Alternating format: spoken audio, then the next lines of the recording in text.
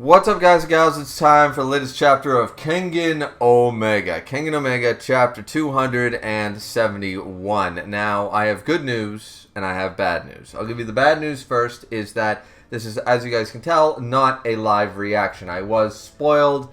It is what it is. I'll just have to. I wasn't spoiled on too much, but enough where I think, and I was right to say nothing else really substantial in the chapter happened outside of this one thing.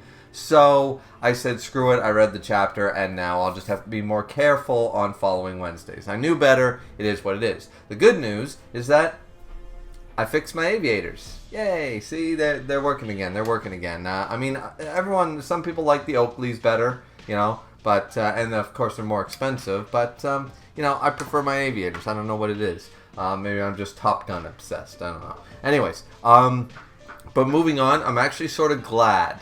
Out of all chapters that could have been spoiled, nothing that I personally care about as a fan really happened. Okay? The racist twink boy wasted more time in this chapter, giving us exposition that I think is just setting up more Star Strike It Rich stuff to try to incorporate them more. I don't really care about these Yakuza groups. I don't care about the Niwas and the Boyos and the this, that, and the other thing. I do not care. I have never cared. It's only relevant in Star Strike It Rich, where one of the main characters is part of a Yakuza group. So I never really cared about that.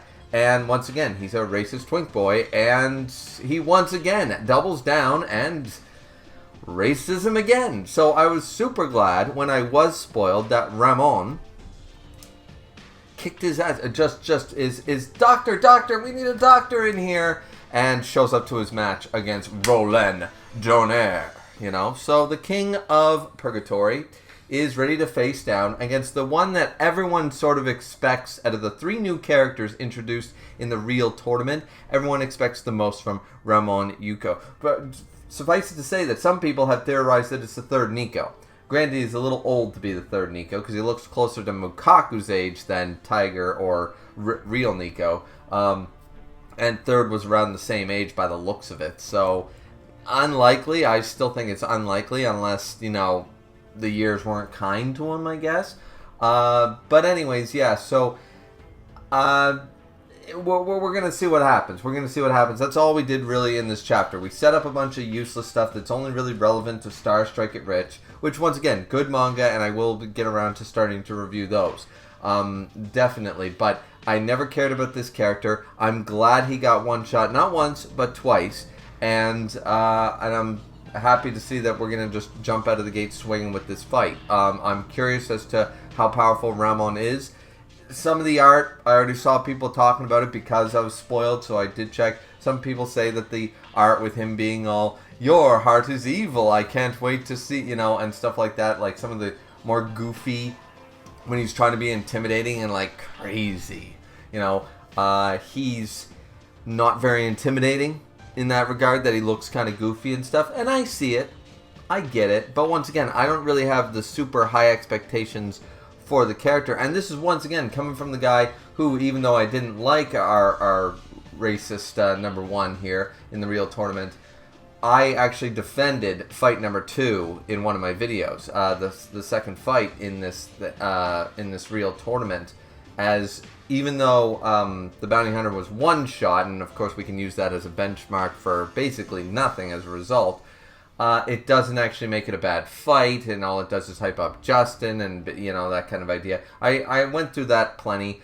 in other videos, so definitely go check those out. But once again, the fact that Ramon one-shot the bounty hunter, which once again, his name, I know it's Haraku Sakigake, something like that, but once again, it doesn't matter to me. I don't make a point of knowing the names and remembering the names of racist people. Okay? So, yeah, it's not in my world. But either way, yeah, this chapter really, all it was setup. And, yeah, and a couple of goofy panels. But I like that, and it's unknown to me. I know a lot of people said, oh, Ramon's entering the fight injured. I saw that a lot on Reddit and stuff like that immediately. Like, oh, Ramon's going to enter the fight, and that's going to be the big catalyst. I didn't really see the wound, so I'm wondering is this just the blood from the guy who attacked him?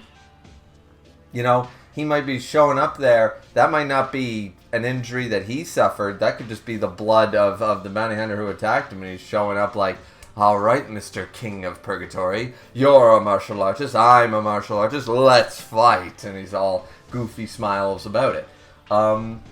That's a possibility too, you know.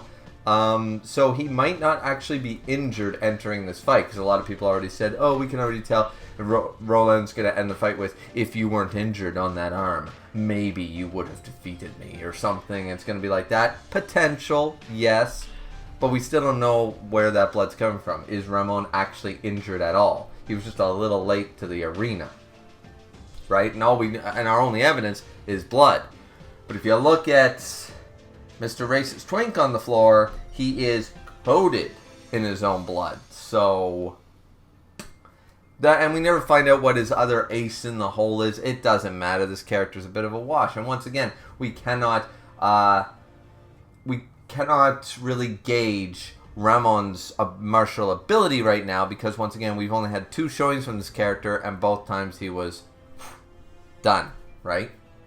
So even though I think that Fight 2 is a little underappreciated, I guess, or not underappreciated, just hated on for not really good reasons, or enough good reason, it still doesn't mean that the guy is not fucking absolutely trash, that he's not getting his ass kicked and he's got nothing, no feats, no nothing to show for it. Absolutely, that is the case. But the problem with that is we now can't gauge off of that one interaction what is Ramon actually capable of. Ramon, what he's capable of so far is definitely taking out a martial artist, you know. And we got that aura off of him a couple of times, and he did say something very similar. He said something about how martial arts is like, you know, like, that's honorable that you, like, you're not going to sneak attack me? Oh, well, that's good. From martial artist to martial artist, that deserves praise sort of idea, right? So I like that sort of, that he looks like the oldest member of the real tournament, and he is speaking as a, you know, as a martial artist, and sort of like, I've meditated on this for many years. He might be, you know, with a name like Doomsday Messenger, he might be all, you know, a little crazy, but at the same time, he is an actual martial artist and stuff. And I am curious, that his pose there, he had like one finger, one thumb out sort of idea, and then he was like this. It looked sort of like a karate pose. So I am curious as to what you guys think his martial art style might be. Is it going to be an original style, or is it going to be something a little obtuse? Who knows? But anyway, in all honesty, yeah, the first basically half of the chapter was a waste of time, because all it did was do exposition as to why he's going after Ramon, and it didn't matter anyways. And then the next part is just, he one-shotted him, Roland and him are, you know, facing down. Ramon seems to be a little crazy and looking goofy while doing it. I think it's the beard. I think it's the fact that he doesn't have a mustache or whatever. He's got the beard, so when he does like a creepy evil face, it just, with the big nose and stuff, it just comes off sort of hokey, sort of dorky, like Gao Mukaku. That's what it sort of reminds me of. It comes off like Gao Mukaku, like when he's just like, that's right, the Gao style is an absolute fraud. You know, like, it just looks ridiculous. So I think, is that on purpose, or was he actually trying to make him intimidating? I'm not sure, but either way, that's it for me, though, ladies and gentlemen, on this chapter. Because once again, the chapter 271, just a bit of a setup. Nothing really substantial happens. I'll be looking forward to when we actually get underway with the fight, and of course, that will be a live reaction. I am just going to stay off the internet altogether on next Wednesday, and until I get situated down here on the computer. So, but thanks, guys. The chapter title was Evil. Kind of basic and stuff, but, you know, alright. Okay. So, I don't think that really has any relevance. I think it's based on Ramon's things like, your heart is evil, bounty hunter. Okay. I guess it's profound, but yeah. So that's it from me. Hope you guys enjoyed. Sorry about how haphazard it is, but yeah, I was in the mood to do the live reaction, and now I haven't done a review of Kengan in so long. I'm like, should I go through it page by page? I wasn't all that interested in the chapter. Honestly, probably the weakest chapter of the whole real tournament thus far. But what did you guys think? Let me know down in the comment section down below. Don't forget to like, comment, and subscribe. And we will see you guys back here next Wednesday for more Kengan Omega. Looking forward to it. Hope you guys are too. Sayonara.